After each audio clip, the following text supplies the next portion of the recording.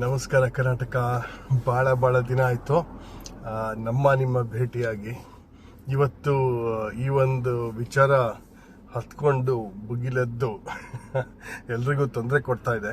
So ಹಾಗಾಗಿ ಕೆಲವು ಪ್ರಶ್ನೆಗಳು ನನ್ನನ್ನು ಕಾಡ್ತು. ಆ ವಿಚಾರದ ಬಗ್ಗೆ ನಾನು ಮಾತಾಡಲ್ಲ. ಕೆಲವು ಪ್ರಶ್ನೆಗಳು ಸಿಕ್ಕಾಪಟ್ಟೆ ಕಾಡ್ತಾ ಇದ್ದಾವೆ ನನಗೆ. ಅದ್ರ ಬಗ್ಗೆ ನಿಮಗೆ ಅದನ್ನು ಡಿಸ್ಕಷನ್ ಮಾಡೋಣ ಅಂತ. ಯಾಕೆಂದರೆ ನನ್ನ ವಿಡಿಯೋಗಳೆಲ್ಲ ನಾನು ಯಾತಕ್ಕೆ ಈ ವಿಚಾರ ತಗೊಂಡು ನಿಮ್ಮ ಮುಂದೆ ಪ್ರಸ್ತಾಪ ಮಾಡ್ತಿದ್ದೀನಿ ಅಂತಂದರೆ, ನನ್ನ ವಿಡಿಯೋಗಳೆಲ್ಲ ನೋಡಿದ್ದೀರಿ ನೀವು. ಎಲ್ಲ ವಿಡಿಯೋದಲ್ಲೂ ನಂದು ಹೇಳ್ತಕ್ಕಂಥದ್ದು ಒಂದೇ: ಭಾರತ ಪ್ರೋಗ್ರೆಸ್ ಕಾಣಬೇಕು. ನಾವು ಪಾಶ್ಚಿಮಾತ್ಯರಿಂದ ದಾಳಿಗೆ ಒಳಗಾಗ್ತಾ ಇದ್ದೀವಿ. ಅಂದರೆ ಪಶ್ಚಿಮದಿಂದ ಭಾರತಕ್ಕೆ ಬರುವಾಗ ಯಾರ್ಯಾರಿದ್ದಾರೋ ಎಲ್ಲರಿಂದನೂ ದಾಳಿಗೆ ಒಳಗಾಗ್ತಾ ಇದ್ದೀವಿ. ಈಗ ಏಷ್ಯಾ ಕಡೆಯಿಂದನೂ ಒಳಗಾಗ್ತಾ ಇದ್ದೀವಿ. ಬಟ್ ಅಷ್ಟಿರಲ್ಲ. ಈಗ ಇರತಕ್ಕಂಥದ್ದು ಇದು ಪಶ್ಚಿಮದಿಂದ ಹೆಚ್ಚಾಗಿದೆ. ಸೊ ಈ ಥರ ಎಲ್ಲ ಒಂದಷ್ಟು ವಿಚಾರಗಳು. ಯಾಕಂದರೆ ನಾನು ಎಲ್ಲ ಜಾಗಕ್ಕೂ ಹೋಗಿದ್ದೀನಿ, ತಂಗಿದ್ದೀನಿ, ಆ ಜನರನ್ನ ಅರ್ಥ ಮಾಡ್ಕೊಂಡಿದ್ದೀನಿ. ಮತ್ತು ಅಲ್ಲಿ ಒಂದು ಬೆಳವಣಿಗೆಗಳನ್ನು ಕಂಡಿದ್ದೀನಿ. ಇವೆಲ್ಲನೂ ನಡೆದಿದೆ. ಸೊ ಹಾಗಾಗಿ ಇದನ್ನು ಮಾತಾಡಬೇಕಾಗಿರೋದು ನಮಗೆ ತುಂಬ ಇಂಪಾರ್ಟೆಂಟ್. ಅದಕ್ಕೆ ನಾನು ಈ ವಿಚಾರನ ನಿಮ್ಮ ಮುಂದೆ ಪ್ರಸ್ತಾಪ ಮಾಡೋಣ ಅಂಥೇಳಿ ಇವತ್ತು ಈ ವಿಡಿಯೋ ಸಪ್ರೇಟಾಗಿ ರೆಡಿ ಮಾಡ್ತಾ ಇದ್ದೀನಿ.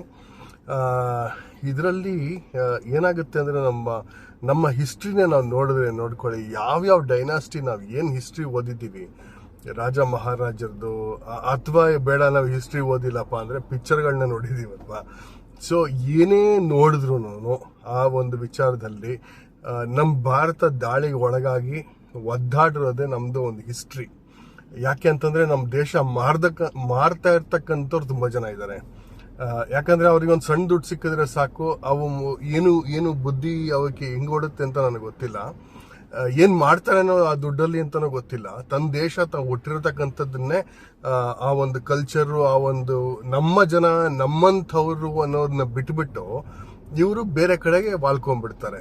ಇದು ತುಂಬ ದೊಡ್ಡ ಒಂದು ತೊಂದರೆ ನಮ್ಮ ಭಾರತದಲ್ಲಿ ನಾವು ನೋಡ್ತಾನೆ ಇದ್ದೀವಿ. ವಿಜಯನಗರ ಸಾಮ್ರಾಜ್ಯನೇ ಆಗಿರ್ಬೋದು, ಎಲ್ಲನೂ ಆಗಿದೆ. ಸೊ ಇದು ನಮಗೇನಿದು ಸ್ಪೆಷಲ್ ಅಲ್ಲ. ಇದು ಭಾರತ ಇದು ಹೊಸದಾಗಿ ಕಂಡಿಲ್ಲ ನಾವು ಇವತ್ತು. ಇದೊಂದು ವಿಚಾರ ನಾನು ನಿಮಗೆ ಮನವರಿಕೆ ಮಾಡ್ತೀನಿ. ಆಮೇಲೆ ಈಗ ಮುಂದಿನ ಪೀಳಿಗೆಗಳು ಏನಾಗ್ತಾ ಇದ್ದಾವೆ ಅದನ್ನು ನಾನು ನಿಮ್ಗೆ ವಿಡಿಯೋದ ಮುಖಾಂತರ ಹೇಳಿದ್ದೀನಿ ಮುಂಚೆ. ಮುಂದಿನ ಪೀಳಿಗೆಗಳಿಗಂತೂ ದೇವರೇ ಕಾಪಾಡಬೇಕು. ಯಾಕಂದರೆ ಅಷ್ಟು ಇನ್ಫಾರ್ಮೇಷನ್ ಸಿಸ್ಟಮ್ಮು ನಡೀತಾ ಇರ್ತಕ್ಕಂಥದ್ದು ಹೊರದೇಶದಿಂದ. ನಾವು ಆಲ್ರೆಡಿ ನಮ್ಮ ಭಾರತ ಹೊರಗಿನ ದೇಶದಲ್ಲಿ ಕಂಟ್ರೋಲಲ್ಲಿ ಇದೆ. ಸೊ ಇಂಥ ಒಂದು ಸಿಚುವೇಶನಲ್ಲಿ ನಾವು ಏನು ಮಾಡಬೇಕು, ಇದನ್ನ ನಾನು ಚಿಂತನೆ ಮಾಡ್ತಾ ಇದ್ದೀನಿ.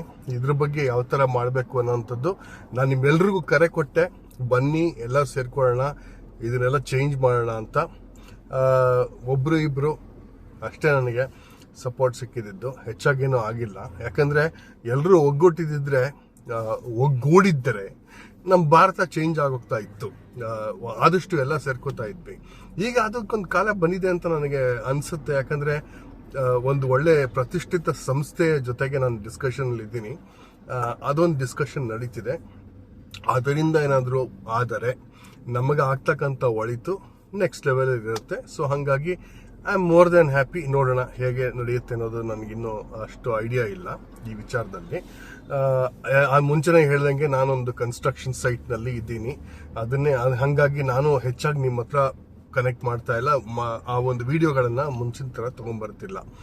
ಈಗ ನನಗೆ ಈಗ ಆಘಾತಕಾರಿ ವಿಚಾರ ಏನಂತಂದರೆ, ಈಗ ನಾವೆಲ್ಲ ನೋಡ್ದಂಗೆ ವೀರೇಂದ್ರ ಹೆಗಡೆ ಅವರು ಬಹುಶಃ ನಾನು ಹುಡ್ದಾಗಿಂದ ನೋಡ್ತಾ ಇದ್ದೀನಪ್ಪ ಅವರನ್ನು. ಆ ಕ್ಷೇತ್ರಕ್ಕೂ ನಾನು ಬಹಳಷ್ಟು ಸಲ ಹೋಗಿದ್ದೀನಿ. ಅವರ ಫೋಟೋ ಬಂದು ನಾವು ಕರ್ನಾಟಕದಲ್ಲಿ ಎಲ್ಲೇ ಹೋದ್ರು ಎಷ್ಟೋ ಮನೆಗಳಲ್ಲಿ ವೀರೇಂದ್ರ ಹೆಗಡೆ ಅವರ ಫೋಟೋ ಸಿಗತ್ತೆ, ಮಂಜುನಾಥನ ಫೋಟೋ ಸಿಗತ್ತೆ. ಅವರು ಮಾಡಿರ್ತಕ್ಕಂಥದ್ದು SDM ಇನ್ಸ್ಟಿಟ್ಯೂಷನ್ಸ್ ಆಗ್ಬೋದು, ಅಲ್ಲಿ ಓದಿ ಅವರ ಲಾಭ ಪಡ್ತಕ್ಕಂಥವ್ರು ಆಗ್ಬೋದು, ಅಥವಾ ಆಯುರ್ವೇದ ಥೆರಪಿ ಆಗಿರ್ಬೋದು, ನ್ಯಾಚುರೋಪತಿ ಆಗಿರ್ಬೋದು, ಎಷ್ಟೋ ವಿಚಾರಗಳು ಆಯ್ತಾ. ಇವತ್ತಿಗೂ ಜನ ದುಡ್ಡಿಲ್ಲದೆ ಇದ್ರೆ ಧರ್ಮಸ್ಥಳಕ್ಕೆ ಹೋಗೋದು. ಇಲ್ಲ ನಾನೆಲ್ಲೋ ಬಿದ್ದುಬಿಟ್ಟೆ, ನನಗೇನೋ ಒಂದು ಥೆರಪಿ ಬೇಕು, ನನಗೆ ಆಯುರ್ವೇದ ಮತ್ತೆ ಧರ್ಮಸ್ಥಳಕ್ಕೆ ಹೋಗ್ತಾರೆ. ಸೊ ಇದೆಲ್ಲವೂ ಇದ್ದಿದ್ದೆ. ಯಾವುದೋ ದೇವಸ್ಥಾನದ ಜೀರ್ಣೋದ್ಧಾರ ಆಗಬೇಕು, ಇಲ್ಲ ಇನ್ನೇನೋ ಒಂದು ಆಗಬೇಕು, ದುಡ್ಡು ಬೇಕು ಅಂತಂದ್ರೆ ಅವ್ರದ್ದೊಂದು ಡಿಪೆಂಡೆನ್ಸಿ ಇತ್ತು. ಅದು ಬಂದು ನಮ್ಗೆ ಹೇಳಿದಾಗ ಯಾಕೆ ಇವ್ರಿಗೆ ವಯಸ್ಸಾಗಿದೆಯಲ್ಲ, ಇವ್ರಿಗೆ ಏನಾಯ್ತು ಅಂತ ನಮಗೆ ಒಂದು ಸೆಕೆಂಡ್ಗೆ ಭಯ ಆದ್ರೂ ಇದೆಲ್ಲ ಯಾವುದು ನಂಬಕ್ಕಾಗ್ಲಿಲ್ಲ. ನನಗಂತೂ ನಂಬಕ್ಕಾಗ್ಲೇ ಇಲ್ಲ. ನನ್ನ ಸ್ನೇಹಿತರು ತುಂಬಾ ಮಾತಾಡಿದ್ರು ಅವ್ರ ಬಗ್ಗೆ. ಆದ್ರೆ ನನಗೆ ಸೀರಿಯಸ್ ಆಗಿ ಹೇಳ್ಬೇಕಂತಂದ್ರೆ ನನಗೆ ಯಾವುದೂ ಇದನ್ನ ನಂಬಕ್ಕಾಗಿರ್ಲಿಲ್ಲ. ಅದನ್ನೆಲ್ಲ ಪ್ರೂವ್ ಮಾಡಬೇಕಾಗಿತ್ತು, ಅದು ಪ್ರೂವ್ ಆಗಬೇಕಾಗಿತ್ತು ಕೂಡ. ಅದಾಗಿಲ್ಲ ಇವತ್ತು. ಬಹಳ ಬಹಳ ಇಂಪಾರ್ಟೆಂಟ್ ವಿಚಾರ. ಅಲ್ಲಿ ನಿಮ್ಗೆಲ್ಲರಿಗೂ ತಿಳಿದಂಗೆ ನಾನೊಂದು ಇನ್ನೊಂದು ಶಾಕಿಂಗ್ ಇನ್ಫಾರ್ಮೇಶನ್ ನಿಮಗೆ ಕೊಡ್ತೀನಿ. ಬಹುಶಃ ಇವಾಗ ನಾನು ಇದನ್ನ ಹೇಳಿದ್ರೆ ನೀವೆಲ್ರಿಗೂ ಅರ್ಥ ಆಗುತ್ತೆ ಅಂತ ಕಾಣುತ್ತೆ. 2014 ಅಥವಾ 15 ಡಿಸೆಂಬರ್ ಅಲ್ಲಿ ನಾನು ಇಂಡಿಯಾಗೆ ಬಂದೆ. ನಮ್ದು ನಾರ್ಮಲಿ ಹಾಲಿಡೇ ಮಾಡ್ತಾ ಇರ್ತಕ್ಕಂಥದ್ದು ನಾನು ಜರ್ಮನಿ ಇದ್ದಾಗ. ಬೆಂಗಳೂರು ಇದು ಈ ಕಡೆಗೆ ಬಂದಿದ್ದು ನಾವು ಡಿಸೆಂಬರ್ ಅಲ್ಲಿ, ಯಾಕಂದ್ರೆ ಅಲ್ಲಿ ಏನು ಇರ್ತಾ ಇರ್ಲಿಲ್ಲ ಅಲ್ಲ ಡಿಸೆಂಬರ್ ಮಂತ್ ಅಲ್ಲಿ. ಡಿಸೆಂಬರ್ ಇಂದ ಜನವರಿ 15ರವರೆಗೂ ಏನೂ ಇರ್ತಾ ಇರಲಿಲ್ಲ ಜರ್ಮನಿನಲ್ಲಿ. ಯಾಕಂದ್ರೆ ಕ್ರಿಸ್ಮಸ್ ಅಂತೇಳಿ ಯಾರು ಸಿಗ್ತಾನೂ ಇರಲಿಲ್ಲ, ಎಲ್ಲ ಮನೆಗಳಿಗೆ ಹೊಟ್ಟೋಗ್ತಾ ಇದ್ರು. ಮನೆಗಳಿಗೆ ಅಂದ್ರೆ ಬೇರೆ ಬೇರೆ ಊರಿಗೆ ಹೊಟ್ಟೋಗ್ತಾ ಇದ್ರು. ಅಲ್ಲಿ ನಮ್ಮ ಕ್ಲೈಂಟ್ಸು ಸಿಗ್ತಿರ್ಲಿಲ್ಲ, ಯಾವ ಕೆಲಸನೂ ಆಗ್ತಿರ್ಲಿಲ್ಲ. ಡಿಸೆಂಬರ್ 10 ಆದ್ಮೇಲೆ ನಮ್ಗೇನೂ ಇರ್ತಿರ್ಲಿಲ್ಲ. ಅಲ್ಲಿ ನಾವು ಇಂಡಿಯಾ ಕಡೆಗೆ ಬಂದ್ಬಿಡ್ತಿದ್ವಿ. ಎಷ್ಟೋ ಸಲ ಅದನ್ನೇ ಮಾಡ್ತೀವಿ, ಇಲ್ಲ ಇಂಟರ್ನ್ಯಾಷನಲ್ ಹಾಲಿಡೇಸ್ಗೆ ಆ ಟೈಮಲ್ಲಿ ಪ್ಲಾನ್ ಮಾಡ್ಕೋತಾ ಇದ್ವಿ. ಅದು ಸೈಲೆಂಟ್ ಟೈಮ್ ಪೀರಿಯಡ್. ಆಗ ನಮಗೆ ಹಾಲಿಡೇಸ್ ಮಾಡ್ಲಿಕ್ಕೆ ಅಥವಾ ಈ ಕಡೆ ಭಾರತ ಕಡೆಗೆ ಬರ್ಲಿಕ್ಕೆ ಅಥವಾ ಭಾರತದಲ್ಲಿ ಬಂದು ದೇವಸ್ಥಾನಗಳು ಬೇರೆ ಟ್ರಿಪ್ಸ್ ಎಲ್ಲ ಪ್ಲಾನ್ ಮಾಡೋದಕ್ಕೆ ಅನುಕೂಲ ಆಗುತ್ತೆ ಅಂತ. ನಾನು ಬಂದಾಗ, ನಾನು ನನ್ನ ಹೆಂಡತಿ ಮಗಳು ಎಲ್ಲರೂ ಬಂದು ಅಲ್ಲಿ ರಾತ್ರಿ ಆಗೋಗಿತ್ತು ಅವತ್ತು ಹೊರಟಾಗ. ಅಲ್ಲಿ ಕುಕ್ಕೆ ಸುಬ್ರಹ್ಮಣ್ಯ ದೇವ ದರ್ಶನ ಮುಗಿಸಿ ಆದ್ಮೇಲೆ ಇದಕ್ಕೆ ಹೊರಟಿದ್ದು ನಾವು ಧರ್ಮಸ್ಥಳಕ್ಕೆ. ಏನ್ ನಮ್ಗಂತೂ ಆಶ್ಚರ್ಯ, ಕುಕ್ಕೆ ಸುಬ್ರಹ್ಮಣ್ಯದಿಂದ ಹೊರಗಡೆ ಬರುವಾಗ ಎಲ್ಲಾ ಮನೆಗಳಲ್ಲೂ ಕ್ರಿಸ್ಮಸ್ ಲೈಟ್ಗಳು. ಅಲ್ಲಿಂದ ಮತ್ತೆ ಈ ಕಡೆ ಬೆಂಗಳೂರು ಮಂಗಳೂರು ರಸ್ತೆನ ದಾಟ್ಕೊಂಡು ಆ ಕಡೆಗೆ ಹೋದ್ರೆ ಅಲ್ಲಿ ಇನ್ನೂ ಜಾಸ್ತಿ.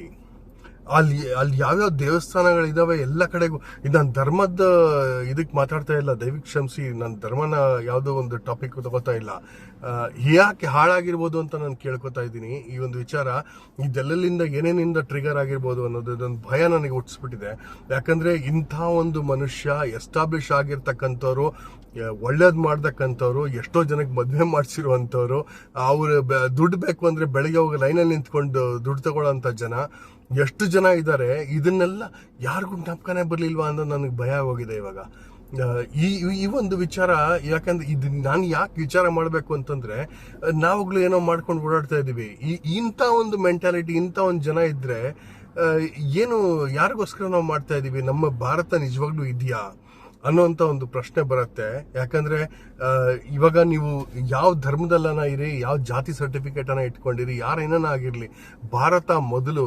ಇವಾಗ ಆಗಸ್ಟ್ 15 ಆಗ್ಬೋದು, ಜನವರಿ 26 ಆಗೋದು, ನಾನು ಭಾರತ ಇಟ್ಕೊಂಡು ಅಲ್ಲಾಡಿಸ್ಬಿಟ್ರೆ ಆಗೋಯ್ತು ಅಂತ ಅನ್ಕೊಂಡಿದ್ದಲ್ಲ.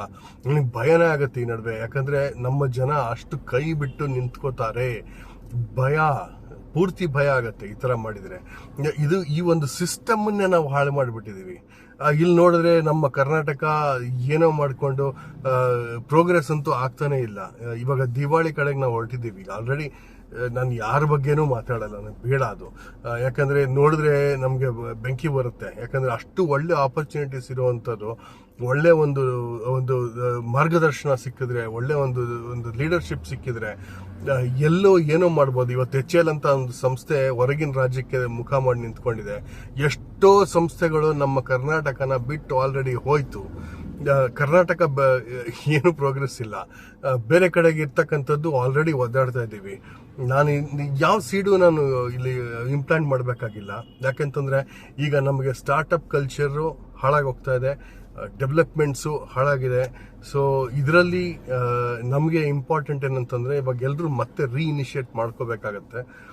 ಇದಕ್ಕೆ ನನ್ನ ಪ್ರಯತ್ನ ನಡೀತಿದೆ. ಇದನ್ನೊಂದು ಸಣ್ಣ ಒಂದು ಇನ್ಫಾರ್ಮೇಶನ್ ನಾನು ನಿಮ್ಗೆ ಕೊಡ್ತೀನಿ. ಯಾಕಂದ್ರೆ ಈಗ ಎಷ್ಟೋ ಜನ ಮಕ್ಕಳು, ಪೋಷಕರು ಈ ವಿಡಿಯೋಸ್ನ ನೋಡ್ತೀರಿ. ಇವಾಗ ಮುಂದಿನ ಪೀಳಿಗೆ ಹೆಂಗಿರ್ಬೇಕು ಅನ್ನೋದನ್ನ ನಾವು ಡಿಸೈನ್ ಮಾಡಬೇಕಾಗತ್ತೆ. ಯಾಕಂದ್ರೆ ನಮ್ಮ ಕಲ್ಚರ್, ನಮ್ಮ ಒಂದು ಧರ್ಮೋ ರಕ್ಷಿತಃ. ಇವಾಗ ನಾವೇ ರಕ್ಷಣೆ ಮಾಡದೇ ಇದ್ರೆ ಧರ್ಮ ಎಲ್ಲಿಂದ ರಕ್ಷಣೆ ಮಾಡಬೇಕು? ಯಾವ ಧರ್ಮ ಅಂತಾನೆ ಕೇಳಿದ್ರೆ ನಮಗೆ ಗೊತ್ತಿಲ್ಲ. ಸೊ ಅಂತ ಒಂದು ಸಿಚುವೇಶನ್ ನಾವು ಈಗ ಇಳಿತಾ ಇದೀವಿ. ಭಾರತ ಅಲ್ಲಿಗೆ ಹೋಗ್ತಾ ಇದೆ. ಹಿಂಗಾಗ್ಬಿಡ್ತು ಅಂತಂದ್ರೆ, ಈಗ ನೋಡಿ, ಇದು ಸ್ಪೆಷಲ್ ಇನ್ವೆಸ್ಟಿಗೇಷನ್ ಮಾಡ್ತಾ ಇದ್ದಾರೆ. ನ್ಯಾಷನಲ್ ಇಂಟೆಲಿಜೆನ್ಸ್ ಕೊಡಲ್ವಂತೆ ಅವರು. ಇದು ಈ ಥರ ಎಲ್ಲ ಒಂದು ಡಿಸ್ಕಷನ್ಸ್, ಇದೆಲ್ಲ ಒಂದು ನಮಗೆ ಡೌಟ್ ಬರ್ತಕ್ಕಂಥದ್ದು, ಇದೊಂದು ಕ್ವಶನ್ ಮಾರ್ಕ್ ಇರುವಂಥದ್ದು.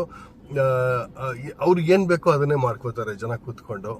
ಸೊ ಇದು ಯಾರಿಗೆ they have taken for granted, ಯಾರು ಜನ ಇದ್ದಾರೋ ಅವ್ರೆಲ್ಲರೂ ಇದೇ ತರ ಇರಬೇಕು ಅಂತ ಬಹುಶಃ ಅವರು ಡಿಸಿಷನ್ ಅವ್ರು ತಗೊಂಡು ಬೇರೆಯವ್ರನ್ನ ಡ್ರೈವ್ ಮಾಡ್ತಾರೆ ಅಂತ ಕಾಣುತ್ತೆ. ನಾನು ಇಷ್ಟು ದಿನ ಮಾತಾಡಿರ್ಲಿಲ್ಲ, ಯಾಕಂದ್ರೆ ನಮ್ಗೆ ಬಹಳಷ್ಟು ಹರ್ಟ್ ಆಗಿದೆ ಈ ಒಂದು ವಿಚಾರಕ್ಕೆ.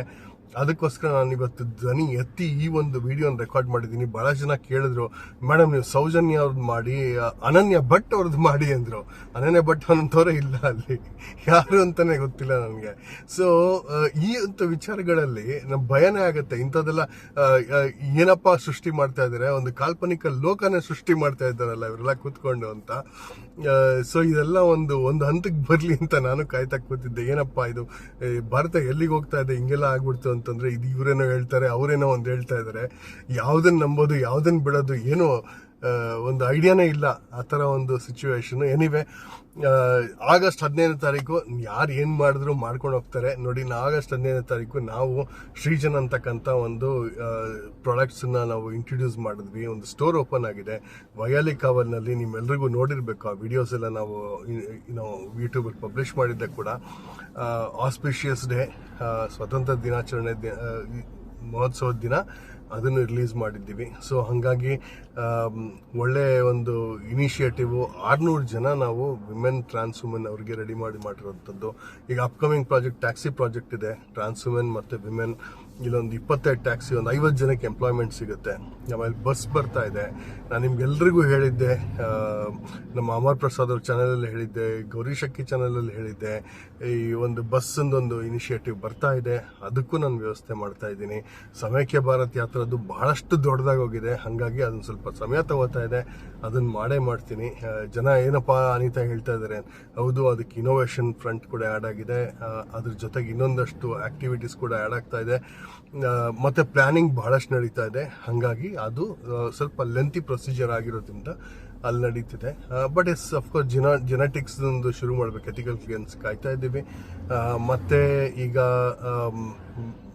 ಬೇರೆ ಎಲ್ಲ ಪ್ರಾಜೆಕ್ಟ್ಸ್ ನಡೀತಿದೆ, ಅಷ್ಟೇ ನಾನು ಹೇಳೋದು. ಟ್ರೈನಿಂಗ್ಸ್ ನಾವು ಮಾಡ್ತಾ ಇಲ್ಲ, ಈಗ ಸದ್ಯಕ್ಕೆ ನಾವು ನಿಲ್ಸಿದ್ದೀವಿ. ಯಾಕೆಂತಂದ್ರೆ ಈಗ ಮಾಡಿರ್ತಕ್ಕಂಥದ್ದನ್ನ ಒಂದು ಗ್ರಿಪ್ ತಗೋಬೇಕು. ಈಗ ನಮ್ಮಲ್ಲಿ ಒಂದು ಪ್ರೋಗ್ರೆಸ್ ನಾವು ಕಾಣಬೇಕು ಶ್ರೀಜನ್ನಿಂದ ಅಂತ. ಶ್ರೀಜನ್ದು ದೀಪಾವಳಿ ಸೇಲ್ಸ್ ಕೂಡ ನಾವು ಶುರು ಮಾಡೋಣ ಅಂತಿದ್ದೀವಿ. ದೀಪಾವಳಿ ಲ್ಯಾಂಪ್ಸ್ ಕೂಡ ಅದನ್ನ ತಗೊಂಡ್ಬರೋಣ ಅಂತ.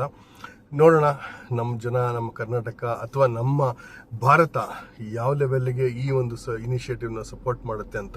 ಯಾಕಂದ್ರೆ ನಾವೆಲ್ಲ ಸೆಲ್ಫ್ ಹೆಲ್ಪ್ ಗ್ರೂಪ್, ನಮ್ಗೆ ಯಾವ ಪೊಲಿಟಿಕಲ್ ಬ್ಯಾಕ್ಗ್ರೌಂಡು ಇಲ್ಲ, ನಾವು ಜಾತಿ ಪ್ರಮೋಟ್ ಮಾಡಲ್ಲ, ಧರ್ಮ ಪ್ರಮೋಟ್ ಮಾಡಲ್ಲ. ಬಟ್ ಇಂಥ ಒಂದು ದುರಂತಗಳಾಗ್ತಾ ಇರುವಾಗ ನಾವಿಲ್ಲಿ ಸ್ಟೆಪ್ ಮಾಡಬೇಕು ಅಂತ ಅನಿಸುತ್ತು. ಹಾಗಾಗಿ ನಾನು ಇವತ್ತು ಅದ್ರ ಬಗ್ಗೆ ಮಾತಾಡಿದ್ದೀನಿ. ನಿಮ್ಗಳಿಗೆಲ್ಲ ಅದೊಂದೇ ಪ್ರಶ್ನೆ ನಾನು ಕೇಳೋದು, ಧರ್ಮಸ್ಥಳದ್ದು ಇದೊಂದು ಇನ್ಸಿಡೆಂಟ್ನ ನಮಗೆ ಇದು ತುಂಬ ದೊಡ್ಡ ಪಾಠ ಕಲಿಸಿದೆ ಅಂತ ನನಗೆ ಅನ್ನಿಸ್ತಾ ಇದೆ. ಎಚ್ಚರಿಕೆ ಗಂಟೆ ಇದು. ಯಾಕಂದ್ರೆ ಇವತ್ತಿನ ಬಂದವರು ಮತ್ತೆ ನಾಳೆನೂ ಬರ್ತಾರೆ, ಅವರು ಎಫರ್ಟ್ ತುಂಬ ಜಾಸ್ತಿ ಇದೆ. ದಶಕಗಳಿಂದ ನಡೆದೋಗಿದೆ ಇಂಥ ಒಂದು ಎಫರ್ಟ್ ಅಂತ, ಅದನ್ನೇ ಹೇಳಕ್ ಬಂದಿದ್ದು ನಾನು. ನಾವು ಬಂದಾಗಲೇ ಆವಾಗಲೇ 2014-15 ನಮಗೆ ಭಯ ಆಗಿತ್ತು. ಈಗ ಕೇಳೋದೇ ಬೇಡ. ಯಾಕಂದ್ರೆ ಅದು ನಾನು ಒಂದು ನಿಮಿಷಕ್ಕೆ ಕೇಳಿದೆ, ಇದು ಜರ್ಮನಿ ಇದ್ದಂಗೆ ಇದೆ ಅಲ್ವಾ, ನಮ್ಮ ಭಾರತದ ರೋಡಲ್ಲಿ ಡ್ರೈವ್ ಮಾಡ್ತಾ ಇದ್ದೀವಿ ನಾವು ಅಷ್ಟೇ, ಇದು ಜರ್ಮನಿ ಇದ್ದಂಗೆ ಇದೆ ಅಲ್ವಾ ಅಂತ ನಾನು ಕೇಳಿದ್ದೆ. ಅದೊಂದು ಕ್ವಶನ್. ಇಂಥ ಒಂದು ಸಂಗತಿಗಳು ನನ್ನ ನೀವು ಇದೇ ಬರಿತೀರಿ ಅಂತ ಕಾಣುತ್ತೆ. ನಾನು ದಯವಿಟ್ಟು ಕ್ಷಮಿಸಿ ಕ್ರೈಸ್ತರು, ಇದ್ರದ್ದು ಅಲ್ಲ, ನನ್ನ ಒಂದು ಇನಿಷಿಯೇಟಿವ್ ಅಲ್ಲ. ಆ ಲೆವೆಲ್ಗೆ ಈ ಒಂದು ಧರ್ಮ ಪ್ರಚೋದನೆಗಳು ನಡೀತಾ ಇದ್ದಾವೆ ಅನ್ನೋದೊಂದು ನನಗೆ ಭಯಾನಕ ಒಂದು ಸಂಗತಿ. ಹಾಗಾಗಿ ಇದನ್ನ ನಿಮ್ಮ ಮುಂದೆ ಇಡ್ತಾ ಇದ್ದೀನಿ. ಮತ್ತೆ ಇನ್ನೊಂದು ವಿಡಿಯೋ ಜೊತೆಗೆ ಸಿಗ್ತೀನಿ. ನಾವು ಎಷ್ಟರ ಮಟ್ಟಿಗೆ ನಾವು ಚೇಂಜ್ ಆಗ್ತೀವಿ ನನಗೆ ಗೊತ್ತಿಲ್ಲ, ಬಟ್ ನನ್ನ ಎಫರ್ಟ್ ಅಂತೂ ಇದೆ. ನಾನಂತೂ ನಿರಂತರವಾಗಿ ಇದ್ರ ಬಗ್ಗೆ ನಾನು ಕೆಲಸ ಮಾಡ್ತಾ ಇದ್ದೀನಿ. ಧರ್ಮದ ಬಗ್ಗೆ ಅಲ್ಲ, ಟೆಕ್ನಾಲಜಿ ಬಗ್ಗೆ, ಇಂಡಿಯಾನ್ ಡೆವಲಪ್ ಮಾಡೋದ್ರ ಬಗ್ಗೆ, to create employment in the market. Okay, ಮತ್ತೆ ರಿಯೈಟ್ರೇಟ್ ಮಾಡ್ತಾ ಇದ್ದೀನಿ. ಮತ್ತೆ ನಿಮ್ಗೆ ಯಾವ್ದಾನ ಜೋಡಿಸ್ಬೇಕು, ನೀವು ಯಾರನ್ನ ಸೇರ್ಕೋತೀನಿ ಅಂದರೆ ದಯವಿಟ್ಟು ಫೋನ್ ಮಾಡಿ. ಫೋನ್ ನಂಬರ್ ಓಪನ್ ಆಗಿ ಕೊಟ್ಟಿದ್ದೀನಿ ಎಲ್ಲ ಕಡೆಗೂ.